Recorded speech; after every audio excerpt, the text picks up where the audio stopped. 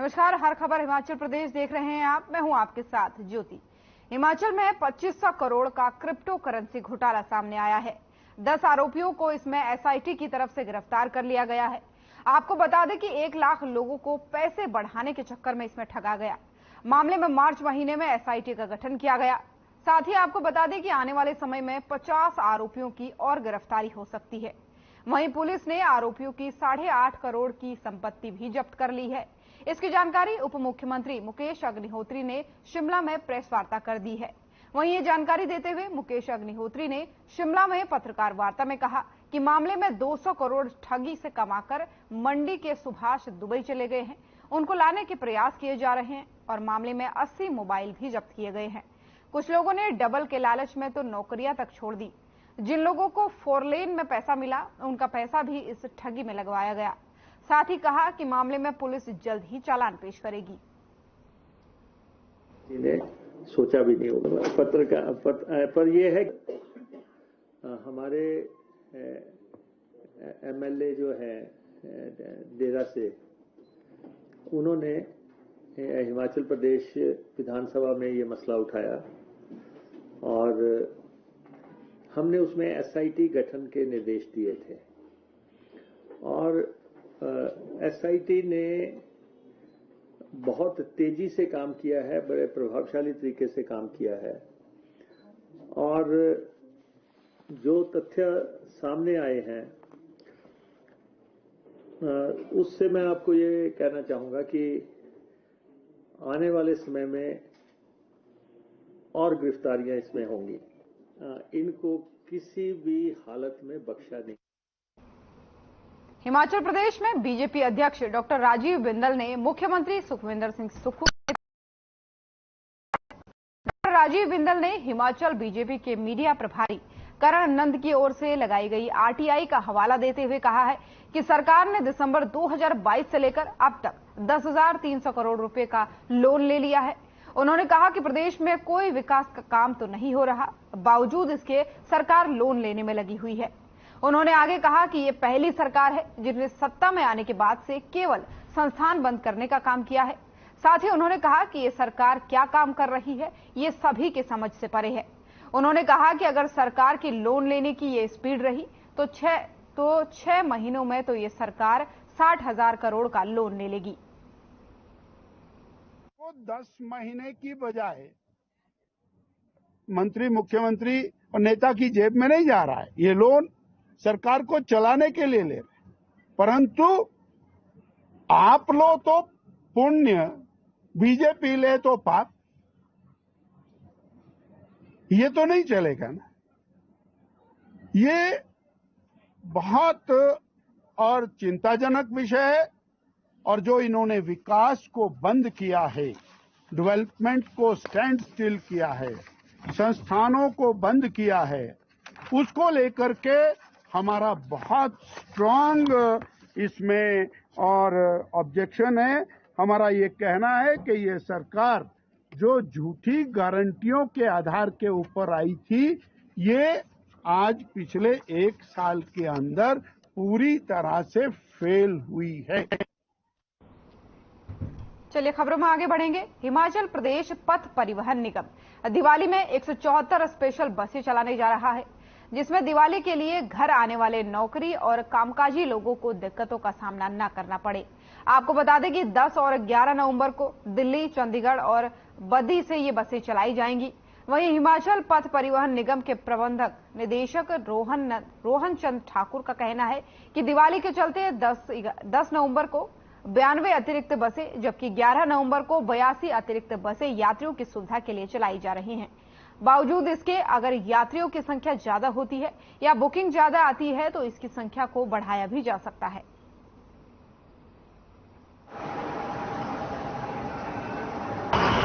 ऐसी बात है, हर वर्ष दिवाली के समय लोग घर वापस आते हैं, उसके बाद लौट जाते हैं। हमने स्पेशल बसेस का प्रावधान किया है चंडीगढ़, दिल्ली और बद्दी से, और 10 और 11 तारीख को हमने 10 तारीख को 92 एक्स्ट्रा बसेस और 11 तारीख को 82 एक्स्ट्रा बसेस हमने लगाई हुई हैं। इनमें से कुछ ऑर्डिनरी बसेस भी हैं और कुछ वॉल्वो भी हैं, और दिवाली के बाद भी लोगों को वापस ले जाने के लिए भी हमने इसी प्रकार का प्रावधान किया हुआ है। निरंतर यही प्रयास रहता है, चाहे प्रबंधन हो, चाहे सरकार हो, चाहे हमारे माननीय मुख्यमंत्री महोदय हों, उप मुख्यमंत्री महोदय हों या हमारे सचिव महोदय हों कि सैलरी टाइम पे मिले। और इस बार आप देखिए पिछले महीने आप रिकॉर्ड उठाइए तो पूरे जब से कोविड स्टार्ट हुआ है एक बार भी सैलरी 1 तारीख को नहीं मिली है, परंतु हमारी निरंतर प्रयासों की वजह से इस बार 1 को मिली है।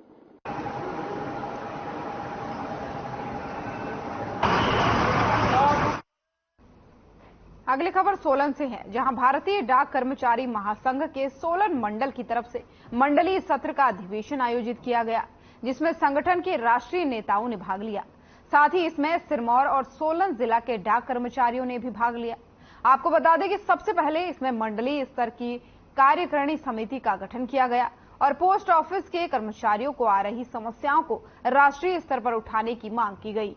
वहीं अधिक जानकारी देते हुए मंडलीय उपाध्यक्ष राजीव शर्मा ने बताया कि इस अधिवेशन में सोलन मंडल की नई कार्यकारिणी का गठन राष्ट्रीय नेताओं के समक्ष किया गया, जिसको लेकर के कर्मचारियों ने अपनी समस्याएं राष्ट्रीय नेतृत्व के साथ रखी, जिसमें डाक विभाग के कर्मचारियों को लाभ मिल सके।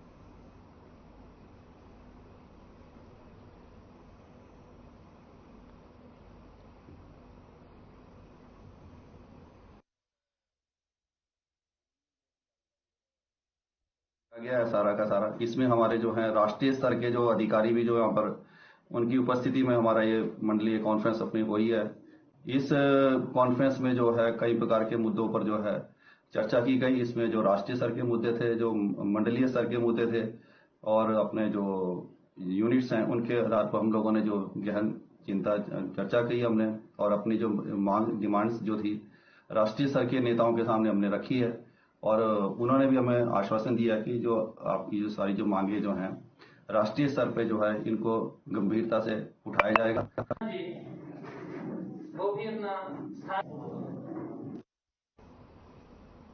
और वहीं राजगढ़ में अंतर्राष्ट्रीय ख्याति प्राप्त लोक कलाकार जोगेंद्र हाबी का नाम वर्ल्ड बुक ऑफ रिकॉर्ड में दर्ज हो गया है।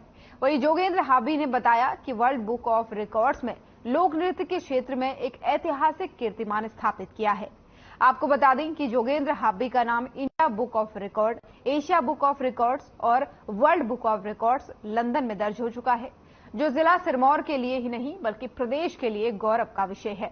वहीं जोगेंद्र हाबी ने इस वर्ल्ड रिकॉर्ड का श्रेय अपने गुरुजनों पद्मश्री विद्यानंद सरेक और सहयोगी कलाकारों को दिया है और आसरा तथा चूड़ेश्वर मंडल के सभी कलाकारों का विशेष आभार व्यक्त किया है।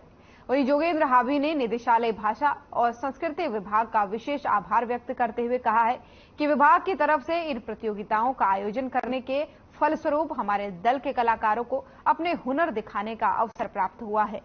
आपको बता दें कि जोगेंद्र हाबी पिछले लगभग 30 सालों से लोक नृत्य के क्षेत्र में उत्कृष्ट कार्य कर रहे हैं और राज्य और राष्ट्रीय स्तर पर ही नहीं बल्कि अंतर्राष्ट्रीय स्तर पर भी लोक नृत्य विधाओं का सफल प्रदर्शन कर चुके हैं। इस दल को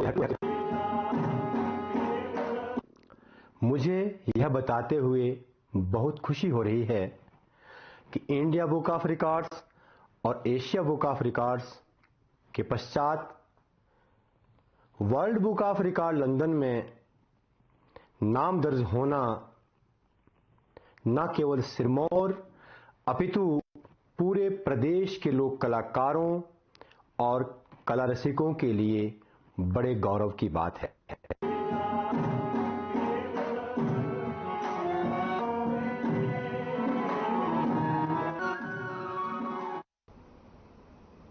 बिलासपुर में मुख्यमंत्री आदर्श राजकीय वरिष्ठ माध्यमिक बाल विद्यालय में राज्य स्तरीय छात्र खेलकूद प्रतियोगिता का आयोजन किया गया। वहीं हिमाचल प्रदेश कांग्रेस कमेटी के महासचिव और बिलासपुर से पूर्व विधायक बंबर ठाकुर ने इस 4 दिवसीय खेलकूद प्रतियोगिता का शुभारंभ किया है, जिसमें प्रदेश भर के विभिन्न जिलों के सरकारी स्कूलों से 534 खिलाड़ियों ने भाग लिया। वहीं इस छात्र खेलकूद प्रतियोगिता में बॉक्सिंग, जूडो, हॉकी समेत कई खेलों में स्कूली खिलाड़ी अपना दमखम दिखाएंगे। वहीं राज्य स्तरीय खेलकूद प्रतियोगिता का शुभारंभ करते हुए पूर्व विधायक बंबर ठाकुर ने मुख्यमंत्री सुखविंदर सिंह सुक्खू और खेल मंत्री का आभार भी जताया है। तो साथ ही इस तरह की प्रतियोगिता के आयोजन से स्कूली छात्र खिलाड़ियों को नशे से दूर रखने और खेलों में आगे बढ़ने का मौका मिलने की भी उन्होंने बात कही है। वहीं इस खेलकूद प्रतियोगिता के दौरान नगर परिषद बिलासपुर अध्यक्ष कमलेंद्र कश्यप, प्रारंभिक शिक्षा विभाग के उपनिदेशक जोगिंदर सिंह समेत अन्य पदाधिकारी भी मौजूद रहे।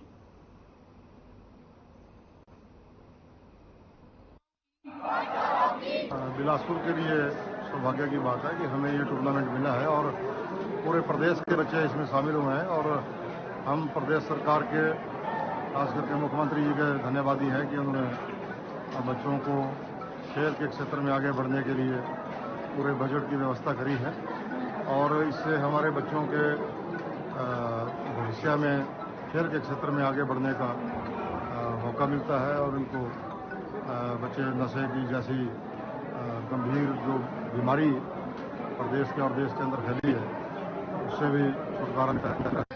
परली तरफ से भी जो लोग पैदल बिलासपुर पहुंचते थे पाठशालाओं की हर खबर हिमाचल प्रदेश देख रहे थे आप। हिमाचल प्रदेश की खबरों में फिलहाल इतना ही। नमस्कार।